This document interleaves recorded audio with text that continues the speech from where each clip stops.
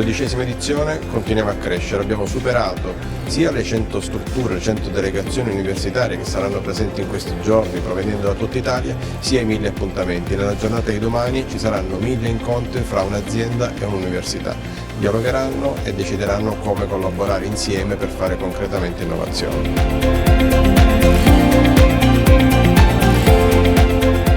Questo tema del trasferimento tecnologico, di come valorizzare i risultati degli investimenti in ricerca e trasformarli in nuovi prodotti e servizi che quindi diano valore aggiunto al territorio, è il tema, focus anche della nuova programmazione. Ce lo chiede l'Europa, ce lo chiede il Piano Nazionale di Ripresa e Resilienza, ma soprattutto ce lo chiedono i nostri giovani che hanno la voglia e la volontà di misurarsi con sfide sempre più grandi, e ce lo chiedono anche le grandi aziende che hanno bisogno di nuove soluzioni a portata di mano. Il mercato dell'innovazione è veloce e eventi come questi ci aiutano a ridurre questo gap proprio tra domanda e offerta di innovazione.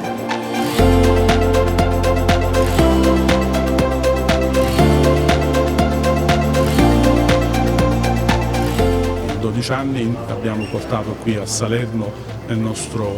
campus e in Campania in generale, delle eccellenze per quanto riguarda la ricerca, è un punto di incontro tra la ricerca e il mondo dell'industria, e anche questa edizione parte anche con dei temi molto interessanti, i temi dei brevetti, dell'innovazione, e che oggi ha un valore centrale, e